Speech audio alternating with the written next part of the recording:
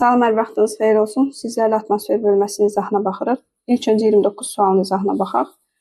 Atmosfer kütləsinin böyük hissəsinin troposferdə cəmləməsinin səbəbi nədir? Burada səbəb yerin cazibə qüvvəsi olacaq, A variantı. İkinci sual. Düz radiasiyanın böyük qiymət almasına daha çox təsir edən amil.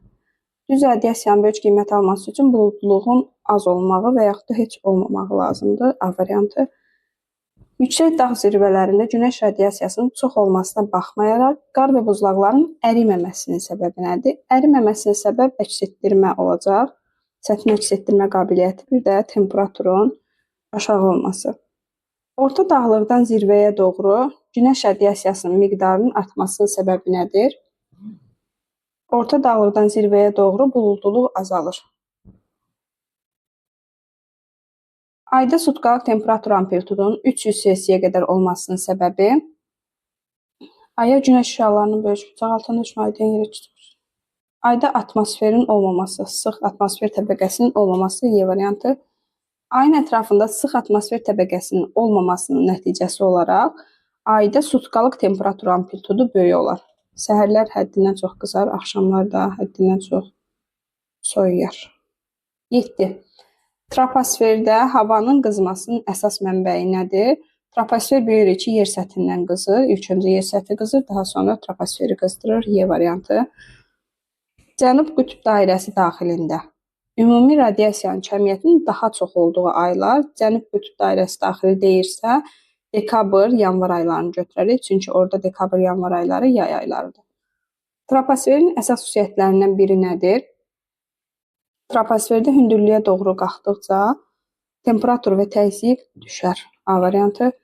Udulan günəş radiasiyasının kəmiyyətinin daha az olduğu ərazilər. Daha az olduğu ərazilər deyirsə, qütb ətrafı ərazilər götürür, çünki orada əks etdirmə qabiliyyəti daha çoxdur. Günəş radiasiyasını daha az əks etdirən səthi örtüyü hansıdır? Daha az əks etdirən deyirsə, qarları çıxa bilərik, buzu çıxa bilərik. Çünki bunlar daha çox əks etdirir. Qalır C variantı. Yaşıl çəmən, qara torpaq, meşə. Xəritə sxem üzərində ştrixlənmiş ərazilərin ümumi xüsusiyyətlərini istəyir. Səhralar işarələnib. Səhralarda bilirik ki, düz radiasiyanın kəmiyyəti böyük olur, buludluluq az olur. Düz radiasiyanın kəmiyyətinin böyük olmaq. B variantı. Albedonun ən kiçik olduğu səthi örtüyü və bunun səbəbi nədir? Albedo əks etdirmədir. Əks etdirmənin ən kiçiyi su səthində olur. İstilik tutumu yüksək olduğu üçün Y variantı. Albedonun ən yüksək olduğu səthi isə əksi qar buzlaq olacaq. Orada da istilik tutumunun az olmağı. Düz radiasiyanın üstün olduğu ərazilər üçün səciyyəvidir. Düz radiasiya buludluluğun az olduğu ərazilərdə üstündür. Və buludluluğun az olduğu ərazilərdə yüksək atmosfer təzyiqidir. Enən hava yüksək atmosfer təzyiqi yaradar. Yağıntılar nisbətən az düşər. İntensiv fiziki aşınma baş verər. Onlar 2, 3, 4 C variantı. Eylervin diaqramına əsasən uyğun bəndləri müəyyən edin. Radiasiya növləri verilib. Düz radiasiya, səpələnən radiasiya, bilirik səpələnən radiasiya buludluluğun çox olduğu ərazilərdə, düz radiasiya isə az olduğu ərazilər üçün xarakterikdir. Oxuyaq. Buludluluq az olan yerlər üçün səciyyəvidir.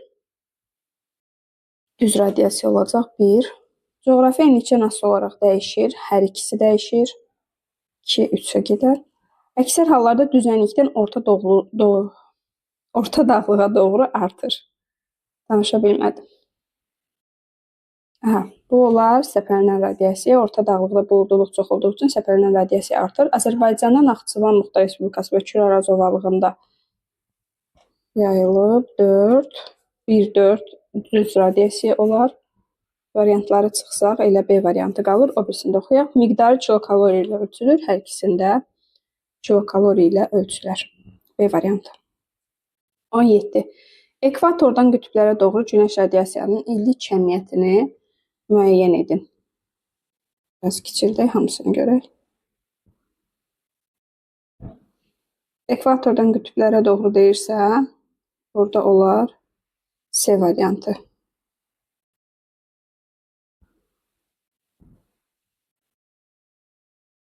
Qütblərdə daha aşağı olar, yuxarı enliklərdə daha aşağı olar, əks etdirmə qabiliyyəti daha çoxdur. Sxemdə verilmiş A dağına günəş şüalarının il boyu eyni istiqamətdə düşdüyünü nəzərə alaraq düzgün olmayanı istəyir bizdən. Görürük ki, günəş cənub yamacdan düşüb. Cənub yamacdan düşürsə, cənub yamacda daha çox istilik alır və qar xətti daha yuxarıdan keçər. İlk öncə buna nəzər yetirək, daha sonra variantları oxuyaq. Şimal yamaca günəş şüaları daha kiçik bucaq altında düşər, düzdür. Günəş cənubdan vurduğu üçün şimala daha kiçik bucaq altında düşər. Bunu çıxaq, aid olmayanı istəyir. Cənub yamacda qar xətti şimal yamacına nisbətən daha alçaqdan keçər. Cənub yamacda qar xətti. Elə doğru olmayan cavab bu olacaq. Cənub yamacının orta temperaturu şimal yamacına nisbətən çoxdur. Bu da düz olar, çünki orada daha çox istilik alır. Cənub yamacda bitki örtüyün sərhədləri daha yuxarıdan keçər, doğrudur. Daha çox istilik aldığı üçün bunlar olur. Şimal yamacına qar xətti, qarın əriməsi cənub yamacına nisbətən daha uzun çəkir. Bu da doğrudur, çünki daha az istilik alır. 9-cu sualdan davam edək. Diaqramda müxtəlif xarakterli səthi örtüşlərinin albedosu, yəni əks etdirməsi verilmişdir. Rəqəmlərin müvafiq olaraq aid olduğu səthi örtü tipini müəyyən edin. Baxırıq ki, birincidə əks etdirmə daha azdır. Ona görə birinci olar. Qarları çıxarıq, su olar. İkincidə 40%-dir görürük. 40% qumda idi. Q ilə yadda saxlamaq olar. 40-da Q hərfi ilə başlayır, qumda. 40%. Elə qalır C variantı digərlərində. Baxaq, 30% meşədə idi. 30% meşə. Daha çox 85% qarda olar. Digəri isə qara torpaq olar. C variantı doğru cavabdır. 20-ci suala baxaq. Xəritə sxemdə verilən rəqəmlərə əsasən səpələnən, yəni buludluluğun daha çox olduğu yer, radiasiyanın üstün olduğu ərazilər və bu ərazilərə uyğun əlamətləri müəyyən edin. Səpələnən radiasiyanın olduğu yerləri seçirik. Bu da ekvatorial ərazilərə uyğun gələr. 5, 2, 6. 2, 5, 6 variantları. D və Y variantı qalır. Uyğunluqlara baxaq. Birincisi deyir, fəsillər aydın müşahidə olunur. Ekvatorial ərazilərdə fəsillər aydın müşahidə olunmur. Y variantı da çıxar. Qalar D variantı. Cavabları oxuyaq yenə də. Alçaq təzyiq sahəsində yerləşir. Bəli, ekvatorial qurşaq alçaq təzyiq sahəsidir, qalxan havadır. Sutkalıq və illik temperatur amplitudu kiçikdir, doğrudur. Üzvü aşınma üstünlük təşkil edir. Üzvü və kimyəvi aşınma ekvatorialda üstünlük təşkil edir. 21-ci suala baxaq. Xəritə sxeminə əsasən düz radiasiya. Burada isə əksinə düz radiasiyanı istəyir. Ona görə ekvatorial əraziləri çıxırıq. 5 çıxar, 2 çıxar, 5 çıxar, 1, 3, 4 qalır. Tropikin kəsdiyi ərazilər. Variantları oxuyaq. İfrat rütubətlənmə şəraitinə malikdir. İfrat yəni çox rütubətlənmə şəraitinə aiddir. Bu aid olmaz düz radiasiyanın xarakterik olduğu yerlərə. Ekvatorial ərazilərə uyğun olar. Bol sulu çaylar yaranar, olmaz. Buxarlanmanın miqdarı azdır. Olar, buxarlanmanın miqdarı az olar. A variantı olur. Digərlərini də oxuyaq. Torpaqlar az məhsuldardır. Bəli, iqlim isti olduğu üçün, temperatur yüksək olduğu üçün torpaqlar az məhsuldardır. Pasiat və qərb küləkləri bu enliklərdən başlar. Doğrudur. Pasiat və qərb küləkləri daimi küləklər yüksək təzyiq qurşaqlarından alçaq təzyiq qurşaqlarına doğru hərəkət edir. Pasiatlar tropiklərdən ekvatora əsən küləklərdir. Qərb küləkləri isə tropiklərin mülayimə əsən küləklərdir. 22-yə baxaq. Günəş radiasiyasının 40%, yəni 36 kilokalorisi yer səthi tərəfindən udulmuşdur. Müvafiq olaraq ümumi və əks olunan radiasiyanın miqdarını istəyir. 40%, yəni 36 kilokalori. Biz bilirik ki, ümumi günəş radiasiyası 100%-dir. Məsələnin həllinə baxaq. 40% 36 kilokaloridirsə, yer səthi tərəfindən udulandır bu 40%. 100%-i tapaq. 100% olar sual işarəsi. Buradan x-i tapsaq, 40-ı vurarıq x-a, 36-nı vurarıq 100-ə. 3600 bölünsün 40 olar. O da olar 90 kilokalori.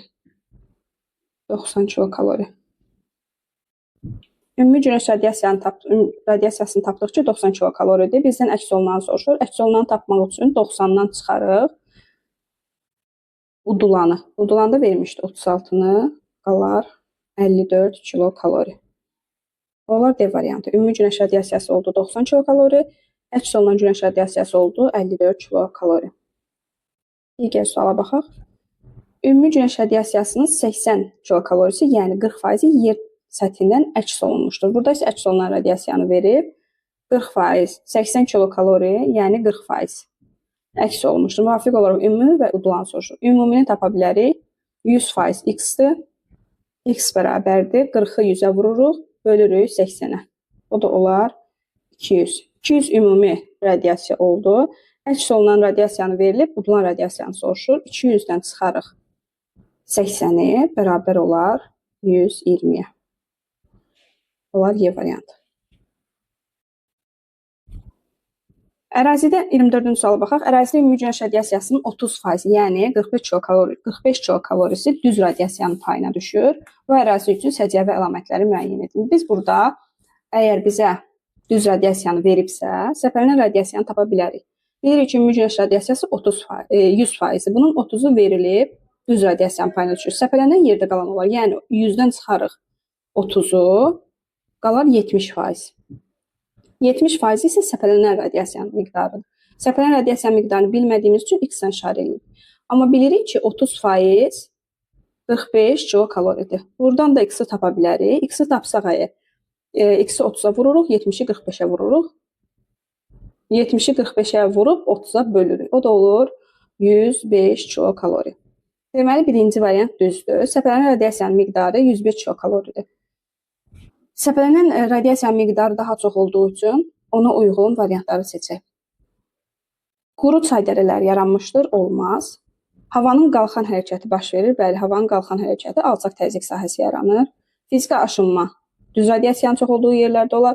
Qərb küləşlərin təsirinə məruz qalır. Bulduluq və rütubətlilik yüksəkdir. 6-nı götürərik, 6 daha uyğun olar. 1, 3, 6 sualın doğru cavabı olmuş olar.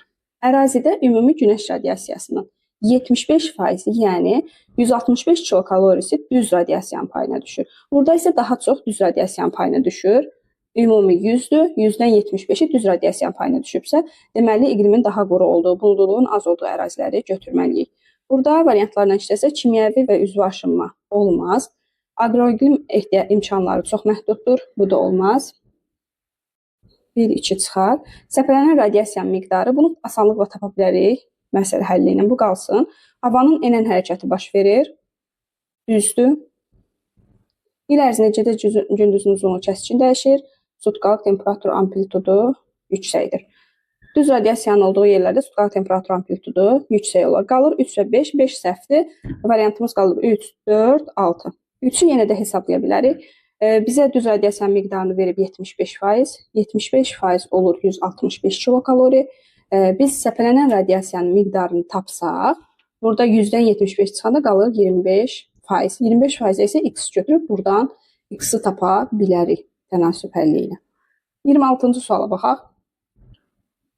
Albedonun daha yüksək olduğu coğrafi enliklər üçün səciyyəvi olmayan əlamətləri istəyir bizdə. Albedo əks etdirmədir, daha yüksək, əks etdirmənin daha yüksək olduğu ərazilər, qar və buzlaqların olduğu yüksək enliklər götürmək olar.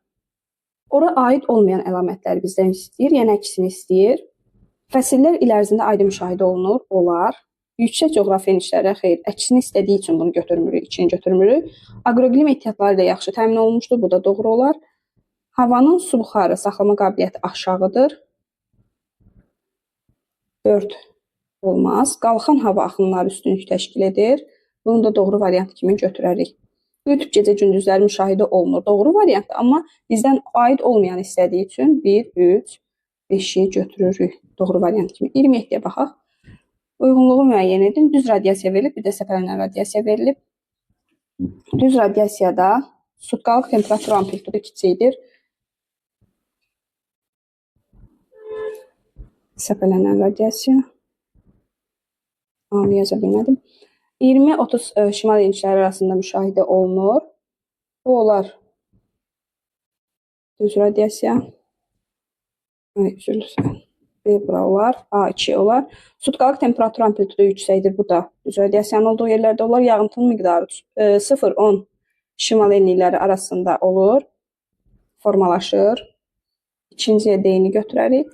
0-10 şimal enlikləri arasında formalaşır.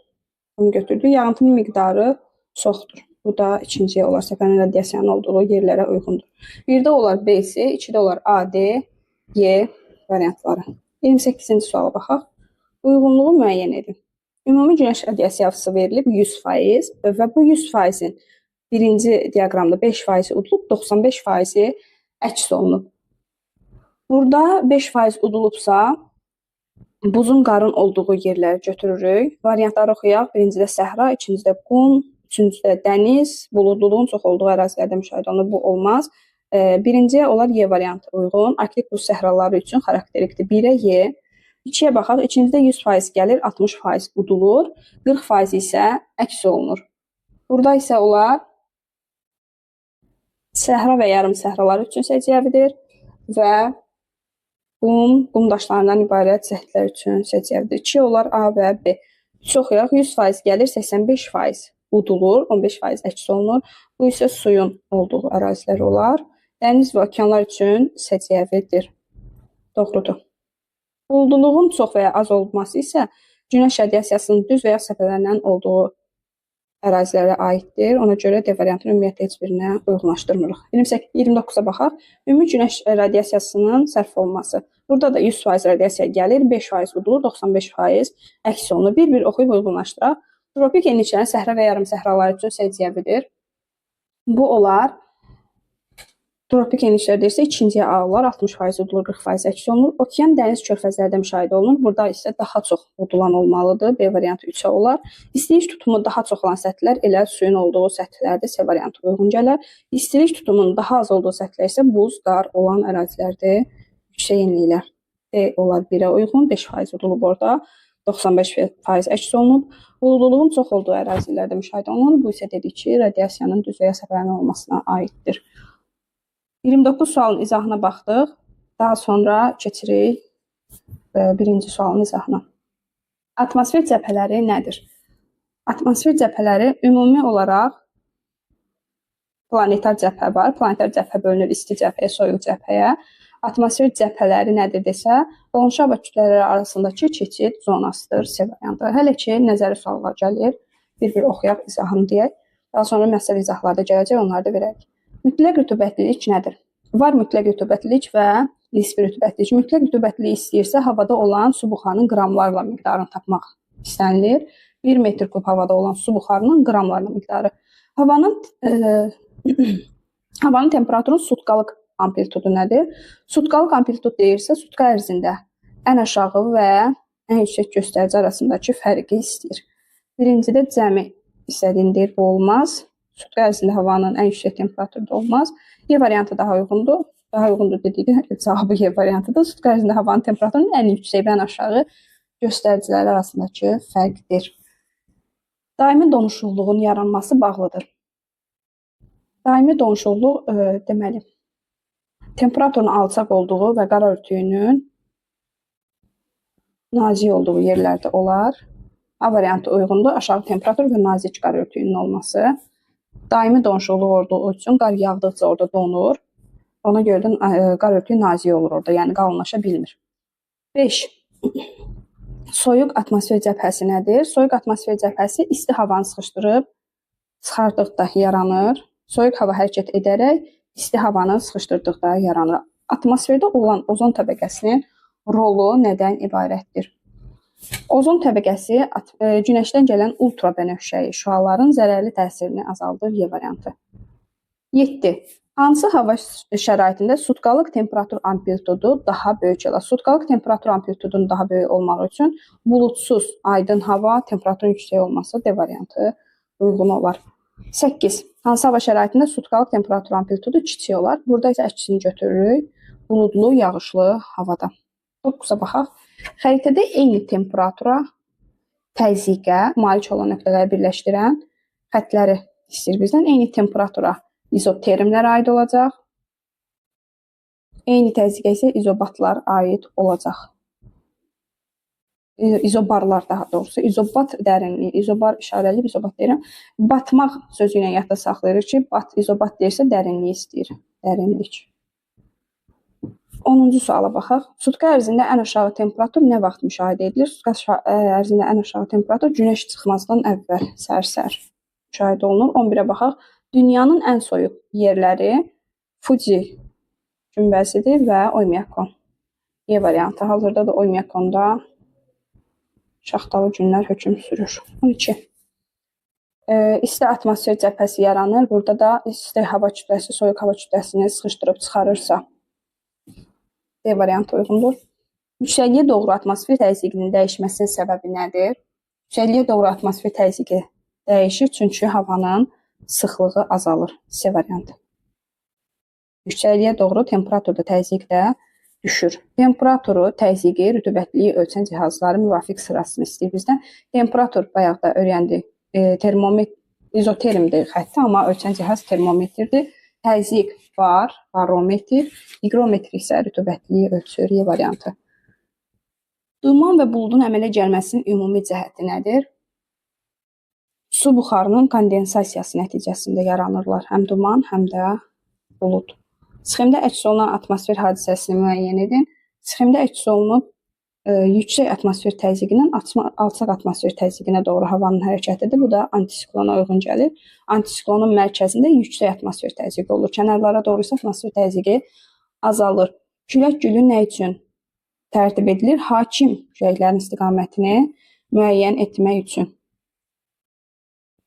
18-ə baxaq. Daimi küləklərə aiddir. Daimi küləklər qərb küləkləri, passatlar, cənub-şərq və şimal-şərq küləkləri. 18-də C variantı olar, doğru cavab.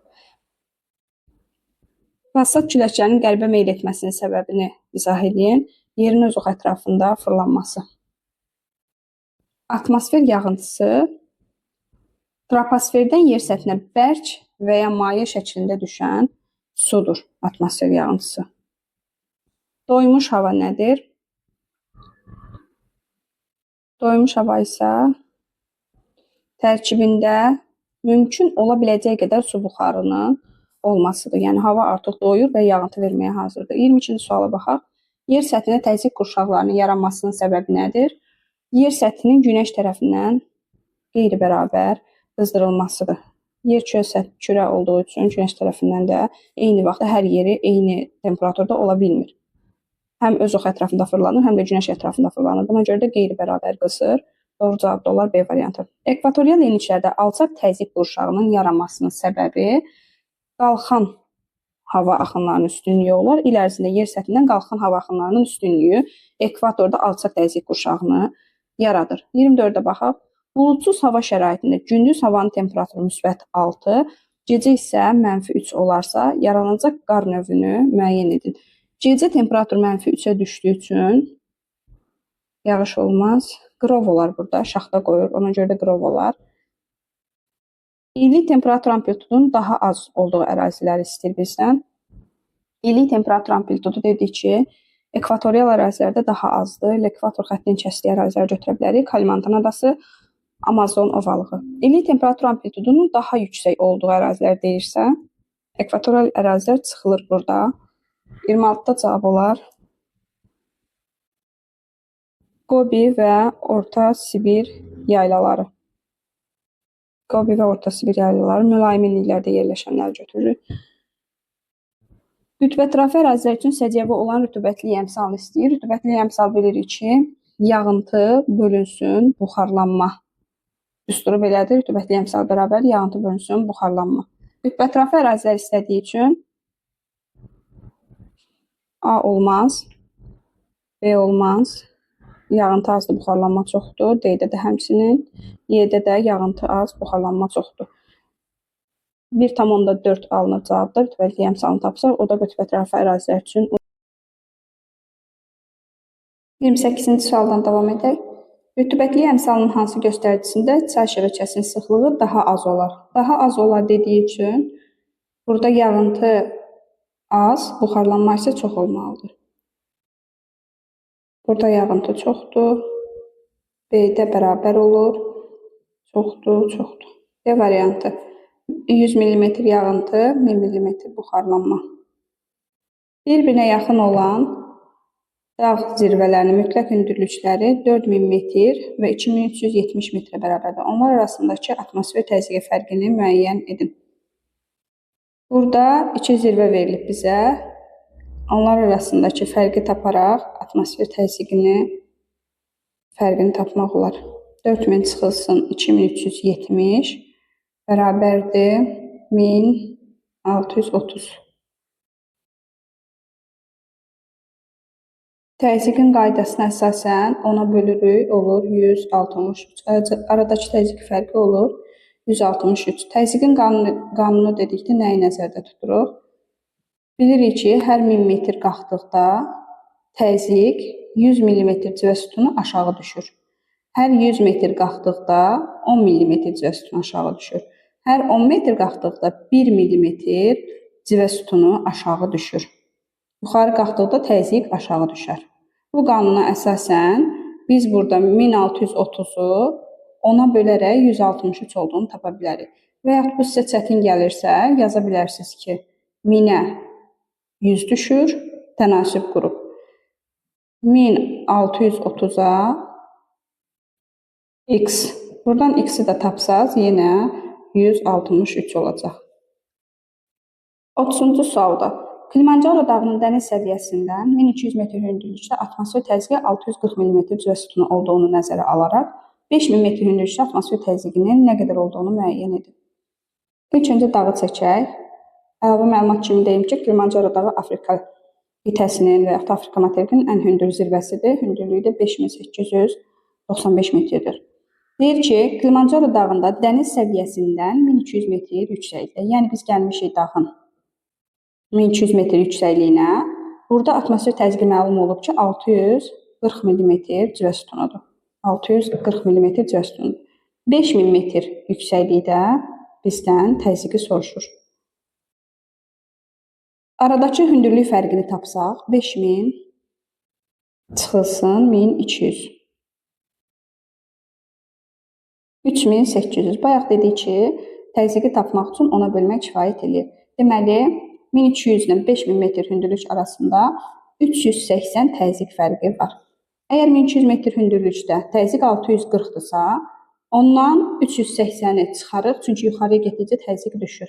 640 çıxılsın 380. 640 çıxılsın 380.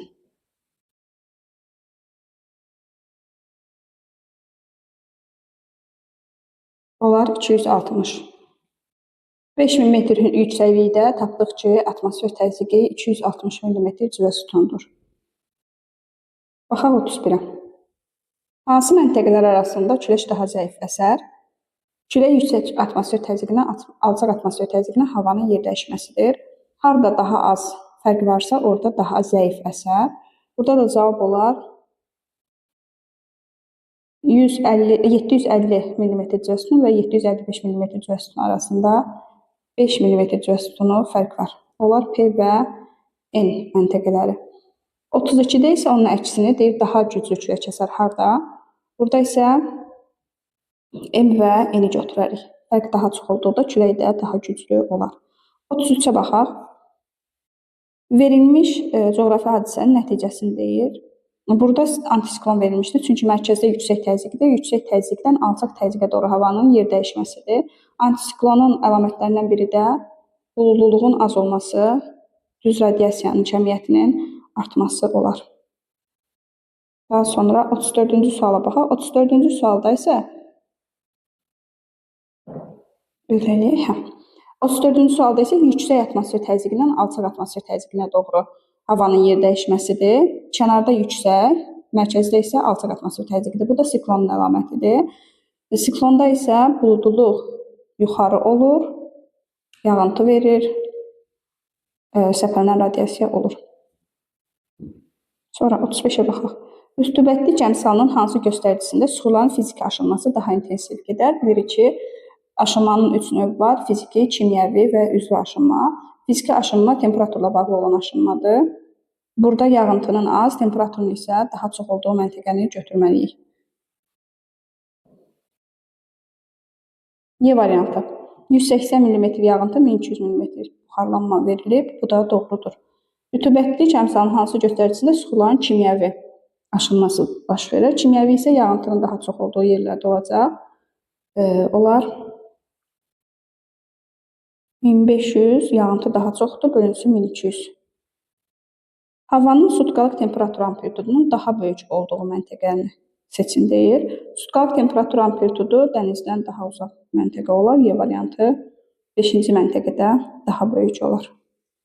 Burada isə amplitudun daha kiçik olduğu məntəqə deyir. Daha kiçik olduğunu isə ikisini götürürük. 1-ci məntəqə, dənizə daha yaxın olan.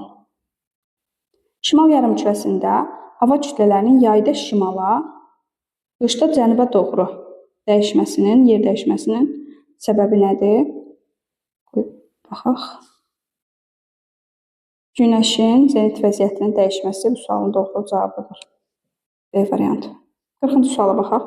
Yer səthində atmosfer təzyiqinin qeyri-bərabər paylanmasının nəticəsi atmosfer sirkulyasiyasının hərəkəti, havanın hərəkəti.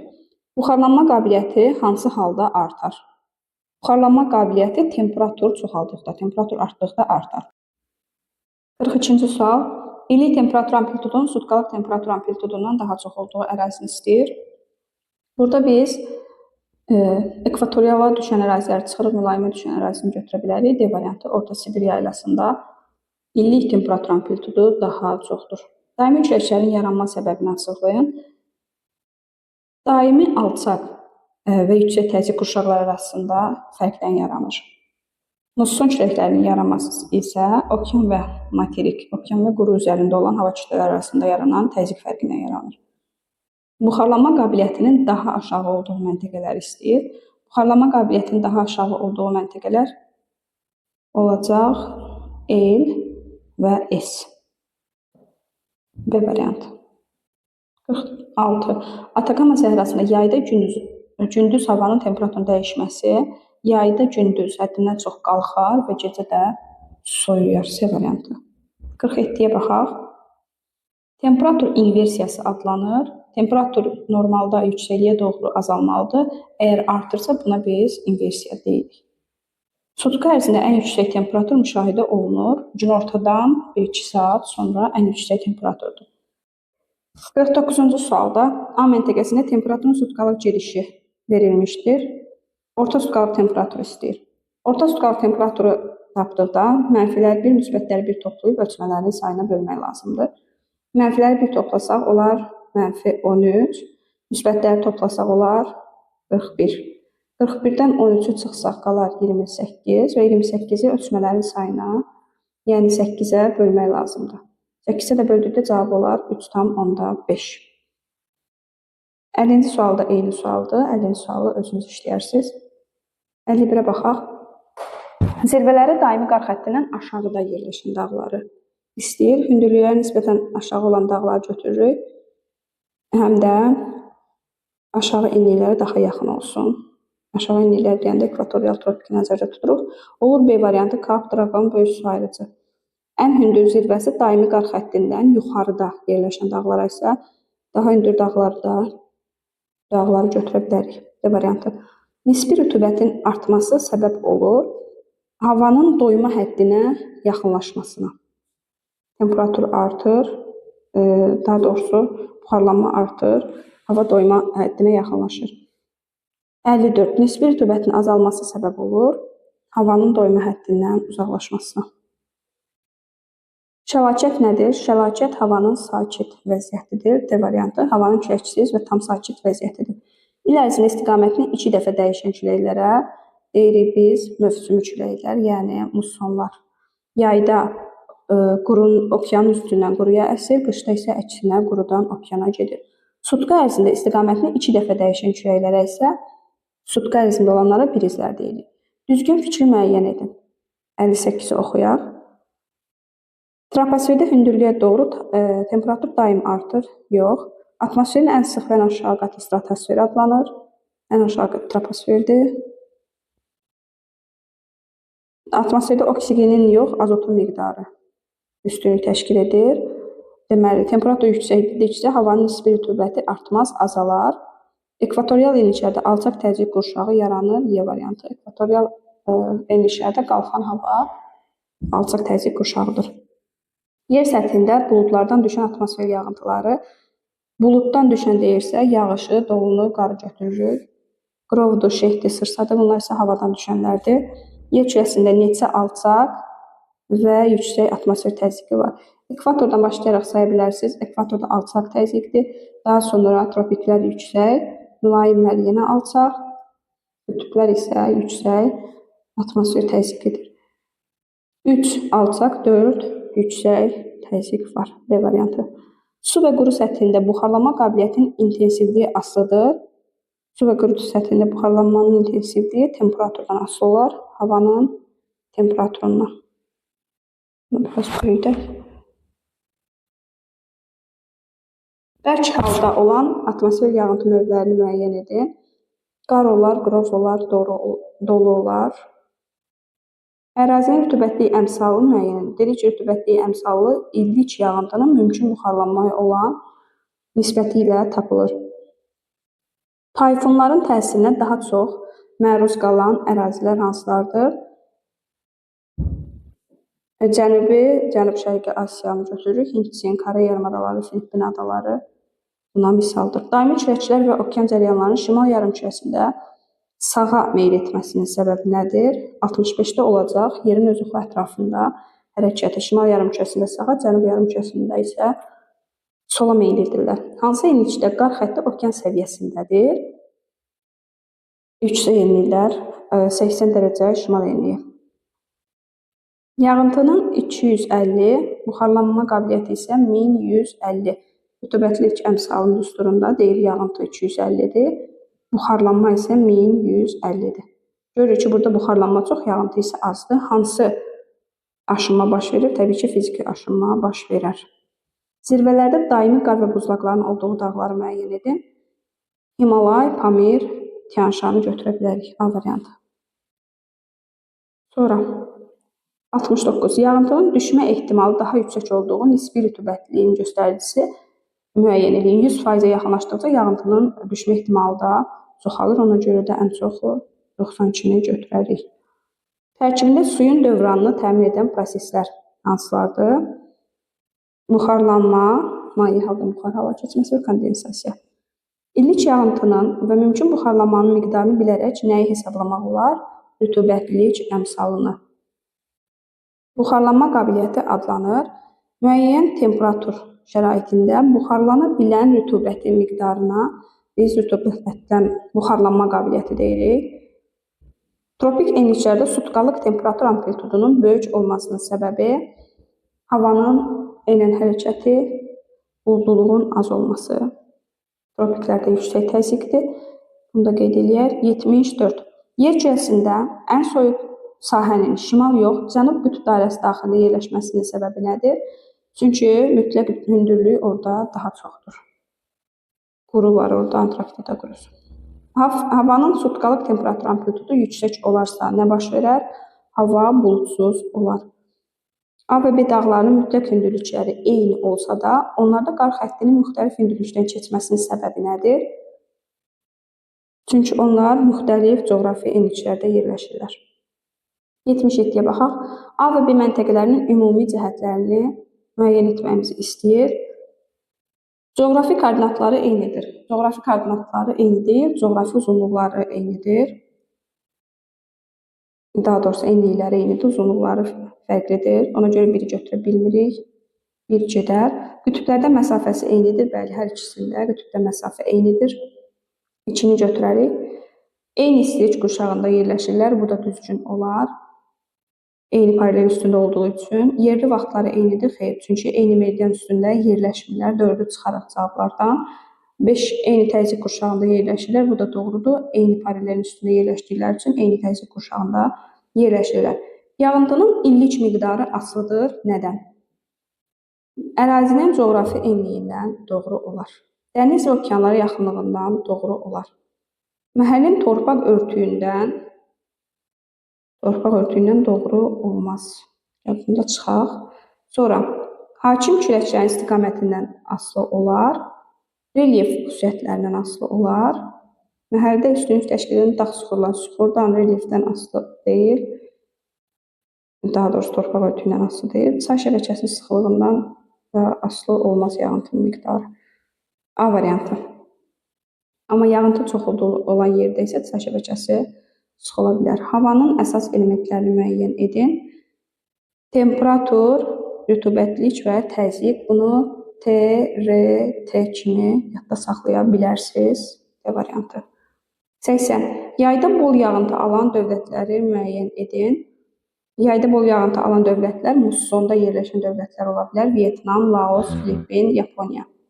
Hansı coğrafi obyektlər arasında atmosfer təzyiqi fərqi daha böyük olar? 81-də götürərik. Jomolungma 8848 və Ölü dəniz səviyyəsini götürmək olar. Qalxan hava axınlarının yarandığı enlikləri müəyyən edin. Qalxan hava axınları alçaq təzyiq qurşağında olar. O da olar B variantı, ekvatorial və mülayim enliklər.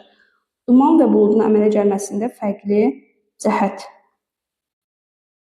Bulud səthdən yüksəkdə yaranar, duman səthə daha yaxın ərazidə yaranar. 84. Soyuq atmosfer cəbhəsi üçün səciyyəvi olan əlamətlər. Soyuq atmosfer cəbhəsi üçün səciyyəvi olan əlamətlər, deməli, oxuyaq bir-bir. İsti hava kütlələri soyuq havanı sıxışdırır. Bu, isti atmosfer cəbhəsinə aiddir. Topa-topa yağış olar. Soyuq hava kütlələri isti havanı sıxışdırar. Doğrudur. 2-3. 2-3 doğrudursa B variantı olur. Bir də bol yağıntı düşər. Doğrudur. Cənubi Amerikanın və Avstraliyanın şərq sahillərinin iqliminə güclü təsir göstərən küləklər passat küləklərdir. Passat küləkləri tropik enliklərdən ekvatorial enliklərə doğru əsən küləklərdir, daimi küləklərdir passatlar. Qalxan hava axınlarının kütlələrinin hakim olduğu ərazilər üçün səciyyəvi xüsusiyyətləri istəyir. Qalxan hava varsa, deməli, alçaq təzyiq qurşağıdır. Buludlu hava yağıntıların çox səpələn C variantı düzgün cavab olar. Buludluluq çox olar, yağıntı çox olar. Buludluluq çoxdursa səpələnən radiasiya da böyük olar. 87. Yer səthində günəş istiliyinin qeyri-bərabər paylanması asılıdır. Günəş istiliyinin qeyri-bərabər paylanması yerin formasından asılı olar. Yerin formasından və günəş şüalarının düşmə bucağından. Siklonların əraziyə daxil olması ilə bağlı gözlənilən hava dəyişkənlikləri. Dedik ki, siklonlar deməli, yüksək təzyiq qurşağından alçaq təzyiq qurşağına havanın yer dəyişməsidir və nəticəsində temperaturu azalar, buludluluq artar, yağıntı düşər, külək güclənər. İllik yağıntısı 200 mm, buxarlanma qabiliyyəti isə 100 mm olan ərazidə rütubətlənmə xüsusiyyətini müəyyən edin. İfrat rütubətlənmə olar, çünki rütubətli əmsalı bərabərdir 200 bölünsün 100, bərabər olacaq 2-yə. 90-a baxaq. Qalxan hava axınının enən hava axınlardan fərqləndirən xüsusiyyət. Qalxan hava axınlarının yağıntı vermək ehtimalı daha çoxdur. 91-ə baxaq. Günorta günəş şüalarının düşmə bucağının bərabər olduğu məntəqələri müəyyən edin. Eyni paralel üstündə yerləşən məntəqəni götürürük. Bu da olur M və N. B variantı. 92. İl ərzində günəş şüalarının daha böyük bucaqla düşdüyü məntəqələri müəyyən edin. Daha böyük bucaqla düşər K və N-ə. Tropikə daha yaxın olan ərazi. 93. Düz günəş radiasiyasının daha çox olduğu məntəqələri müəyyən edin. Yenə tropiklərin üstündəkilər götürə bilərik. A, T və yox, nəysə səhv oxudum. Düz günəş radiasiyasının daha çox olduğu məntəqələri müəyyən edin. Səhv yerə baxdıq. K olar, tropik A olar, bir də S olar. Deyirik tropik, amma başqa cavab götürürəm. D variantı 93-də olar. K, A, S. 94. Aralarında temperatur fərqinin daha böyük olduğu məntəqələri müəyyən edin. Temperaturun daha böyük olduğu məntəqələr bir-birindən daha uzaqda yerləşən məntəqələr olacaq. M və P. 95. Havanın qalxan hərəkətinin baş verdiyi məntəqələr hansılardır? Burada olacaq ekvatorial və mülayimdə yerləşən məntəqələr. D variantı. Qütbətrafı rayonlarda, hətta qütb gündüzlər dövründə belə havanın temperaturunun aşağı olmasının səbəbi nədir? Çünki orada buz örtüyü var və əks etdirir. Günəş şüalarının əsas hissəsinin əks olunması. Tropiklərdə hava isti olduğu halda yüksək təzyiq qurşağının yaranmasının səbəbi nədir? Burada isə enən hava axınlarıdır. Çünki ekvatorda qalxan hava gedir tropiklərdə enir. Buna görə də orada yüksək təzyiq qurşağı yaranır.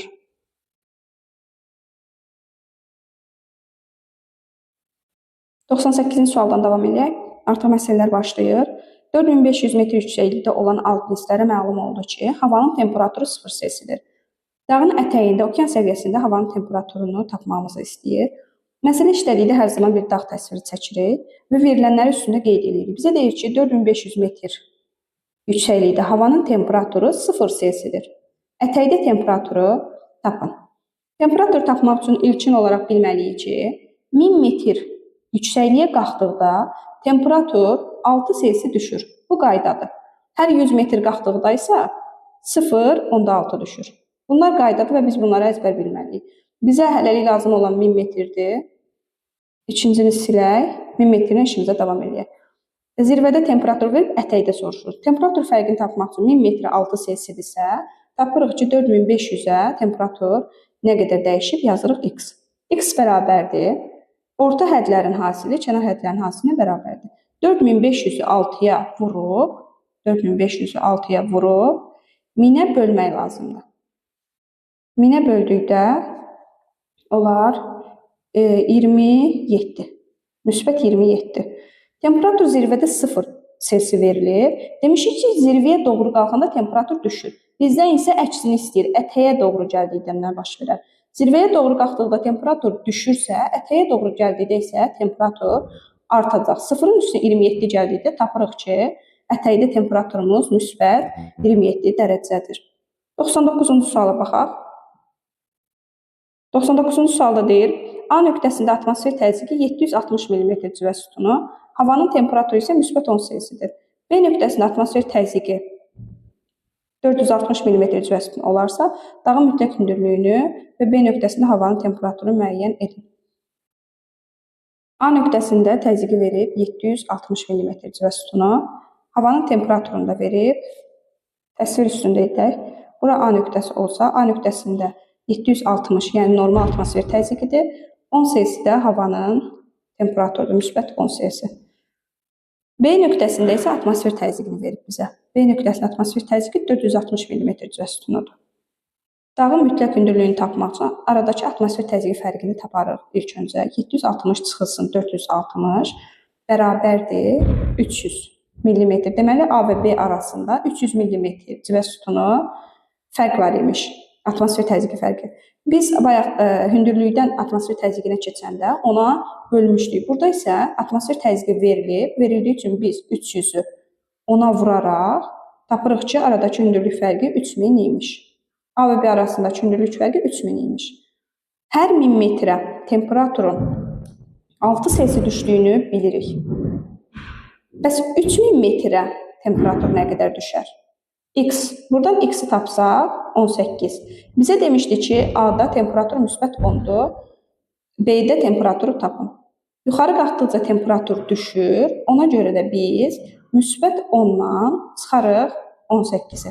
Qalar mənfi 8.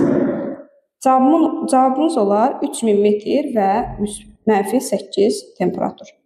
100-cü suala baxaq. Dağın yamacında bir dağ çəkək. Yamacında, yəni A nöqtəsində havanın temperaturu müsbət 11 selsidir. B nöqtəsində isə müsbət, burada yeri artıq dəyişik olacaq. Çünki temperatur az olanı biz yuxarı qoyarıq. A-da temperatur müsbət 11, B-də isə temperatur müsbət 26 selsidir. A və B nöqtələri arasındakı hündürlük fərqini tapmaq üçün ilk öncə temperatur fərqini tapırıq. 26 çıxılsın 11 bərabərdir 15 selsi temperatur var imiş A və B arasında. Hər 1000 metrə 6 selsi olduğunu bilirik. Tapırıq ki, 15-ə nə qədər olar? 15-i vururuq deməli 1000-ə. 15000 bölünsün 6, o da olar 2500